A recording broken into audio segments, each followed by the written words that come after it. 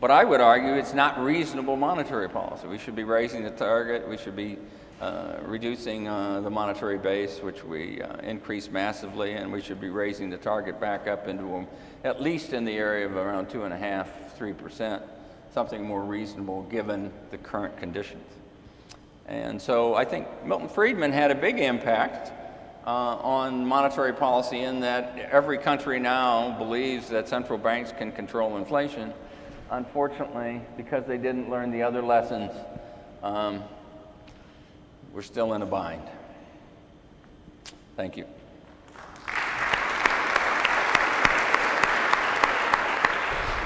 I should probably say this on Dan's behalf. The views expressed herein are not those of the Federal Reserve Bank of St. Louis.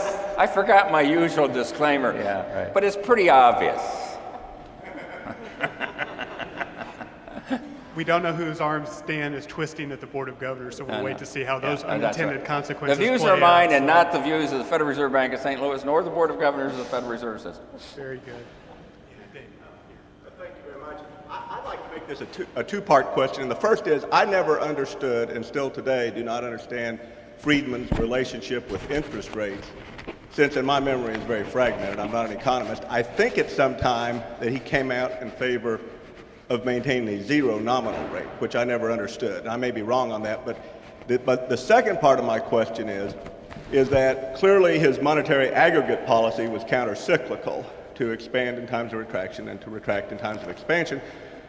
Going further with your question on the unintended consequences of maintaining the low interest rate is another unintended consequence, and you hate to say this at any Friedman gathering, is that since the monetary policy bullet had been shot once the crisis hit us, whether it would have worked or not, it was shot, did that leave us with only fiscal policy, and therefore the monetary policy actually added to the argument of the fiscal policy, which I obviously think has gone too far? Okay, let's talk a little bit about Friedman on rate. I mean, there are several things on Friedman on rate. One is, and I'll talk about it from the policy perspective, a lot of central banks were operating at interest rates. And Friedman's hypothesis was that you have no idea, right, of the degree of monetary constraint or monetary ease that's by looking at the nominal interest rate. So to take a kind of a standard story that Friedman would tell, let's assume that the interest rate is 4% and inflation goes up, right? And you're targeting 4%, inflation goes up. And you raise your target, let's say, to 4.5% or 5%, and you think you've had a move towards a more restrictive policy. But if in fact the inflation went up or inflation expectations went up by a full percentage point, your policy is exactly the same as it was before, right? So you haven't done anything. And his concern was that by targeting interest rates, you could actually get this dynamic instability kind of a situation going. So when you try to push interest rates down, you increase the supply of money and credit. As you increase the supply of money and credit, the inflation rate goes up. The inflation rate goes up, so that pushes nominal interest rates up, which means now you've got to do what? You've got to increase the supply of money and credit even more, which causes more inflation, causes the interest rates, and you get in this situation where it's dynamically unstable. So that was a strong argument of Milton against using nominal interest rates as a tool for monetary policy, which of course is what we operate on today. In terms of, I'm not sure I quite understood the monetary fiscal question. Friedman was not a real strong proponent of countercyclical policy, period. He was a proponent of using money, changing the growth rate of money to stabilize the inflation rate, or to, as I think somebody said earlier, stabilize nominal spending, which is essentially the same kind of thing. So he was a very strong proponent. He was not a proponent of fiscal policy at all for a number of reasons. Number one, he thought it was relatively ineffective. It wasn't going to have much impact.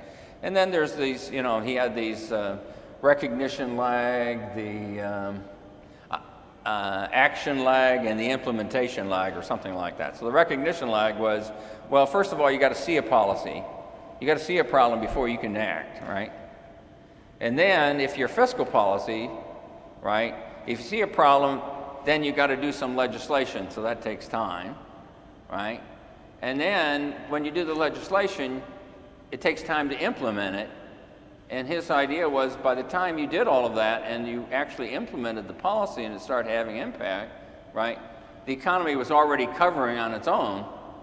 So now what? If it has an impact at all, it's going to cause the boom to be bigger. So if you have a bust and you do these things, you lead to a bigger boom and you get, again, instability associated. We have it in spades, of course, with the stimulus package. About half of that money is still what? Unspent, right? So I think we're still looking at half the money being spent. I mean, we passed the TARP, the Troubled Asset Relief Fund, at the 11th hour, because if we didn't pass it by Sunday night, Monday morning, the world was going to come to an end. We didn't do anything for like 3 months, or like 3 or 4 weeks. And then when we did it, we didn't do what we said we were going to do with the money anyhow. Right? That's hard to believe, guys. I mean, come on. That's really, really hard to believe that the world was going to come to an end if you didn't do it by Sunday night. And we did it, and then you didn't do anything, and guess what? The world's still here.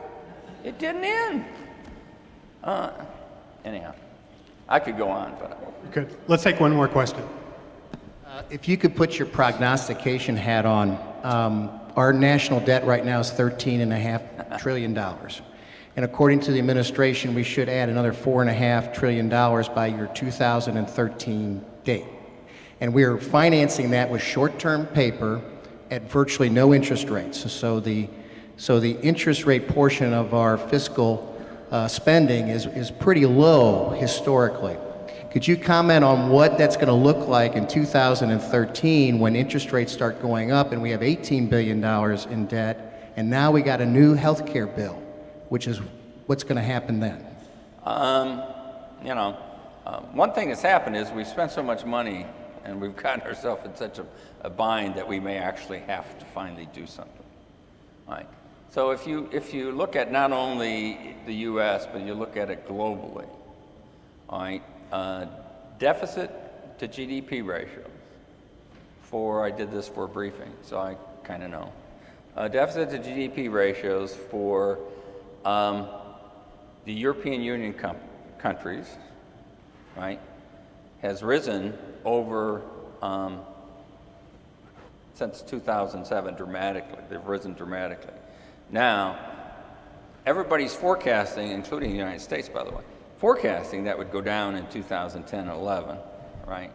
That's not going to happen. It's probably not going to happen for any of them, right? The debt to GDP ratios have also gone up dramatically, right? For the ECB, for example, the average for the European Union countries was about 65% in 2007. And even with their forecast for 2011, it's like at 90% or near 90%, right? The U.S. will probably be well over 100% debt to GDP ratio by 2011, if we're not over that number by 2010 when the actual numbers come in, right? Deficits to GDP ratios are projected to fall too, but if you look at those forecasts for the U.S., for example, when the average always turns out, if they're forecasting a surplus, the surplus always turns out to be smaller than the forecast, or almost always turns out to be forecast. And if they're forecasting a deficit, the deficit turns out to be larger, right? So who wants to believe any of those numbers? Not me. I don't want to believe one of them, because if I want to believe anything, I'm going to believe they're wrong in the direction that the deficit's going to be larger than they project, right? So we are in a situation where we've got a whole bunch of countries around the world whose debt to GDP ratio and whose deficits to GDP ratios are in really the danger zone, right? And that's all coming to roost very soon. And some of the countries have taken some steps. The UK, for example, has done some things, and fairly draconian by historical standards. We may be in a situation in the U.S. where politicians will do this because for the only reason they ever do anything drastic like that is they don't have a choice. Right? There are no other options available. Exactly the reason that, that Paul Volcker instituted the restrictive monetary policies that he followed beginning in late '79. Quite frankly, he didn't have another alternative. Please join me in thanking our panelists, Mike Podgursky, Susan Feigenbaum, and Dan Thornton. Thank you.